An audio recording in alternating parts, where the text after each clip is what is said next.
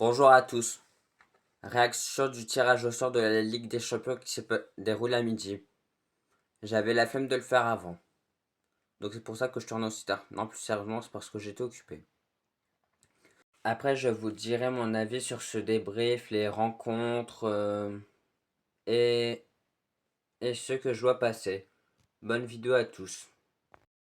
Je tiens à vous dire que cette vidéo aura moins d'images que d'habitude, donc elle sera moins bien travaillée pour plus donner mon avis sincère. Que dire du match entre le PSG et Chelsea Football Club? À part que souvent c'est sur des matchs chauds, par le bon 3-0 de Chelsea Football Club face au PSG à la finale de la Coupe du Monde des clubs. D'ailleurs, je pensais à un YouTuber qui avait fait un maillot, c'était écrit 3-0 pour Chelsea, c'est French Premier League. Bref, quel est mon avis sur ce match? Robert Sanchez, au mois de septembre, avait dit si on affronte le PSG, le PSG n'aura plus d'excuses s'ils se font éliminer. C'est ce qu'on verra. Mais, mais si on fait tous les joueurs, je vais vous faire vite fait la composition de Chelsea Football Club que j'aimerais voir. Gardien, Robert Sanchez en ce moment, il est vraiment bon. À gauche, Marc Cucurella. Ça pourrait être un beau duel si Marc Cucurella revient à son top niveau. Marc Cucurella face à Nuno Mendes, c'est un duel tellement chaud. La défense, c'est tellement le PSG qui l'emporte parce que je kiffe Chalobah et tout ça, mais la défense du PSG, Marquinhos, Pacho, rien que ça. À droite, ça peut être aussi intéressant, un duel Wiss, James, Ashraf, Hakimi. Je trouve que c'est surtout le milieu, c'est équilibré puisque Chelsea aime bien adopter jouer avec deux milieux défensifs sous Liam Rosenior. Donc André Santos, c'est tellement un bon mec, a un excellent joueur avec Moïse Caicedo. Et en haut, un peu plus Enzo Fernandez.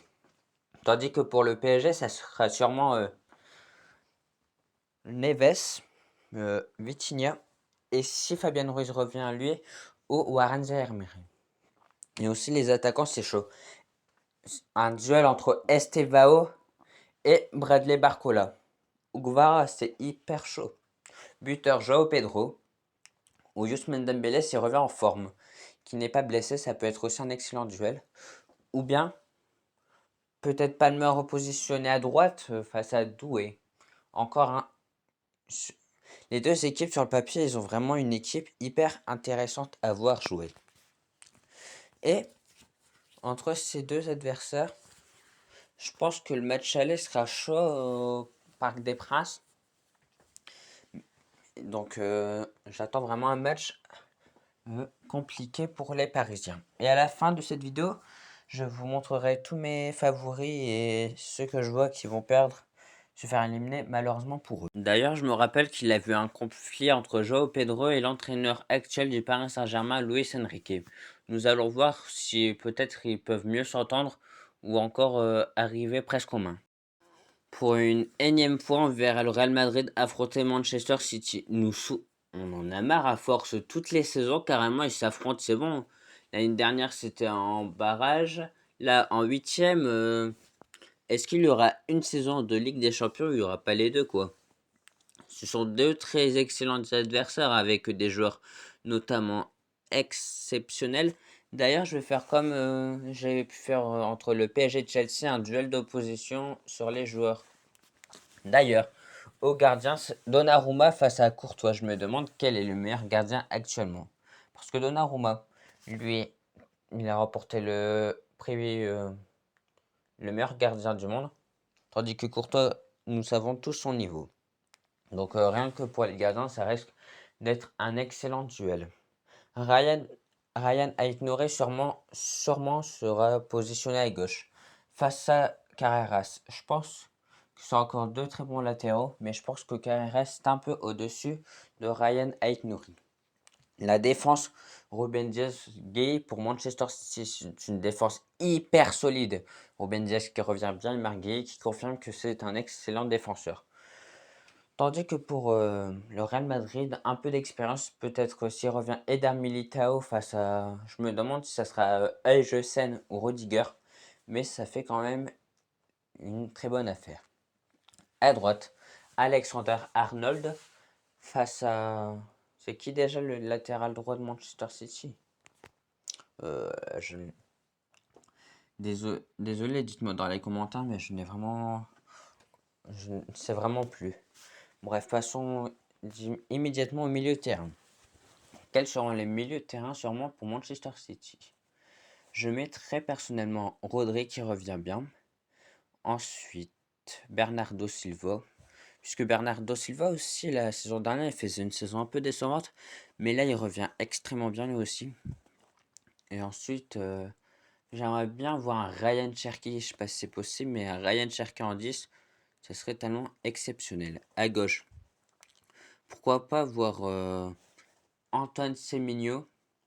Ça serait aussi splendide de le voir pour apporter toute son expérience, même s'il n'a pas vraiment d'expérience en Ligue des Champions, mais son niveau, ses percussions, ses dribbles. Ah oui, d'ailleurs, le milieu de terrain du Real Madrid, désolé, la vidéo part dans tous les sens, mais voilà. Le milieu de terrain, je pense pour le Real Madrid, ce sera Tchouaméni, Bellingham et Federico Valverde, je pense, même si parfois il est repositionné à droite. Tandis que pour l'attaque, à gauche, elle va se jouer entre Semenyo et Vinicius. Vinicius qui revient extrêmement bien cette saison.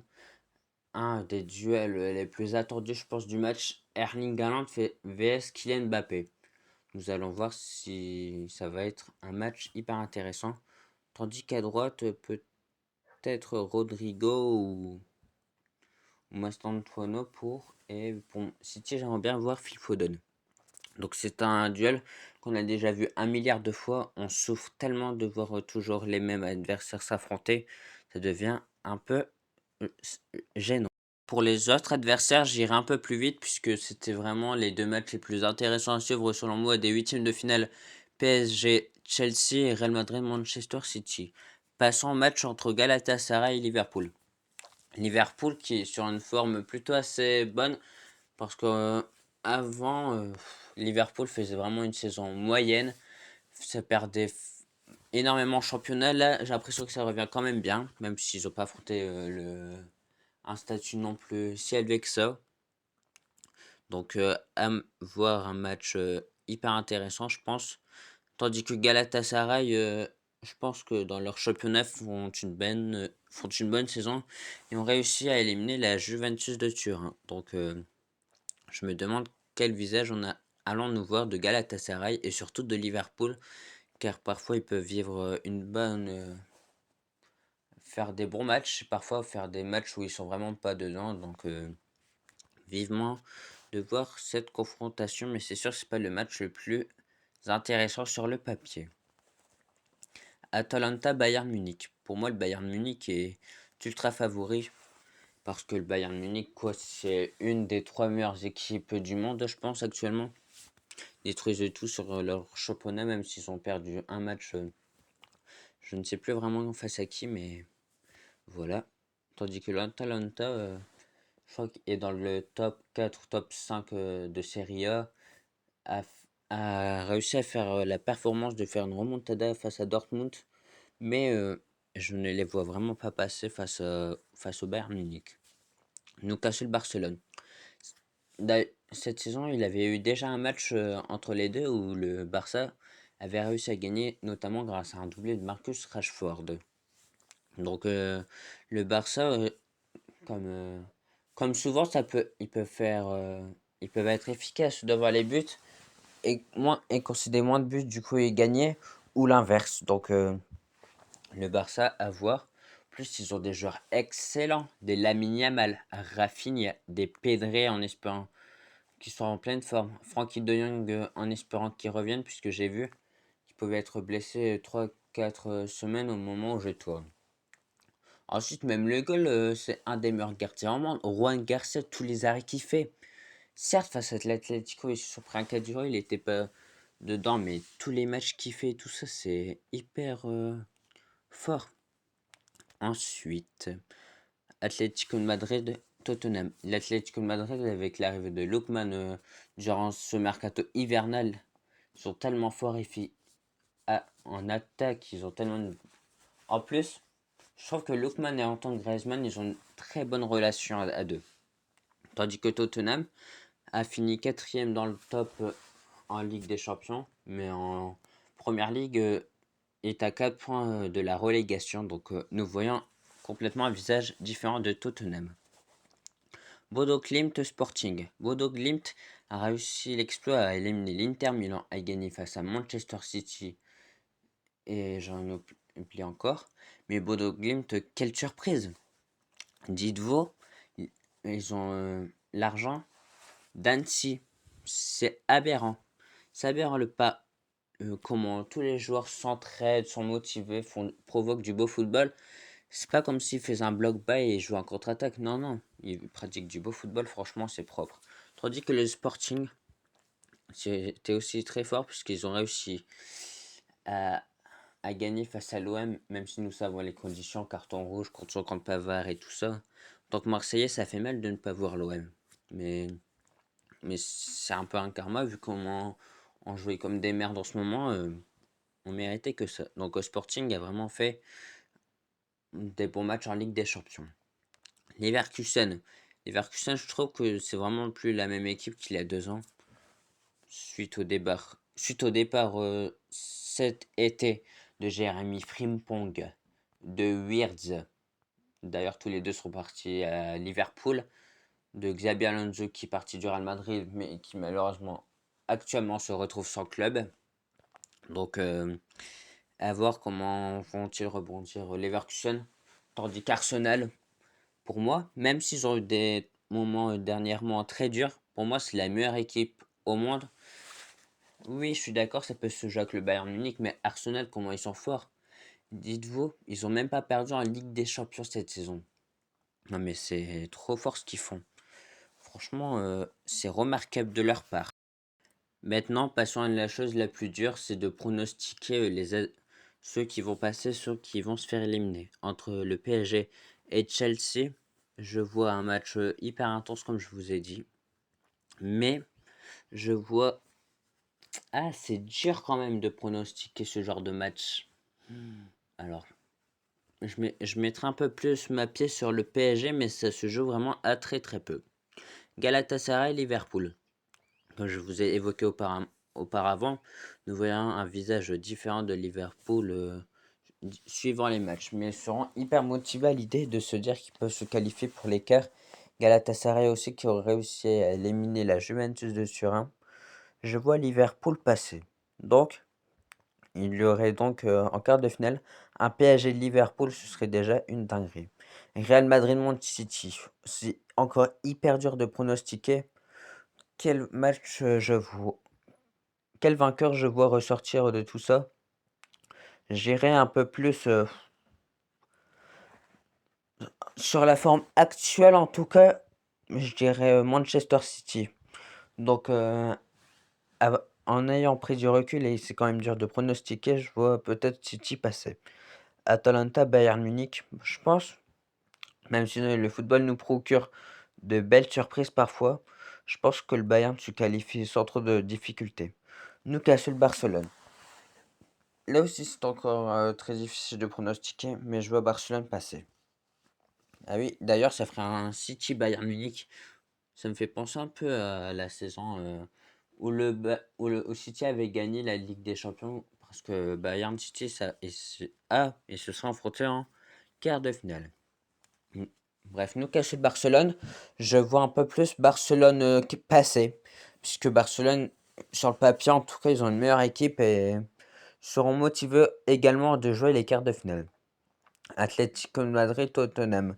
Tottenham, certes, ils font une très bonne phase en Ligue des Champions, mais je vois de l'Atlético de Madrid passer.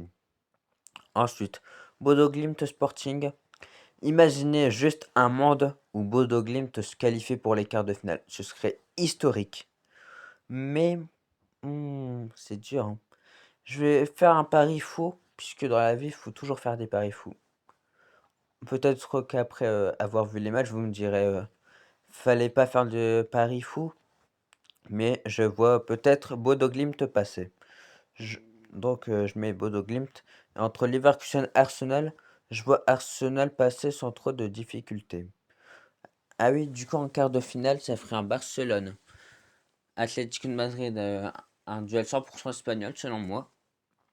Et Bodo Glimt, Arsenal. Peut-être c'est ce qui va se passer. Et en tout cas, dites-moi dans les commentaires ce que vous voyez. C'est toujours plaisant de savoir votre avis. Et c'était la vidéo la plus longue sur ma chaîne YouTube. Et peut-être qu'en quart de finale, je ferai exactement la même chose. Et même, pourquoi pas également faire une réaction du tirage au sort de la Ligue des Champions que j'ai pu réaliser. Pour voir si je connais plutôt assez bien le football. Surtout, dites-moi dans les commentaires quel est votre avis. Si vous avez aimé cette vidéo, n'hésitez pas à liker, vous abonner. Merci à tous ceux qui le feront. C'était MDF5 et je vous dis à bientôt. Bye bye.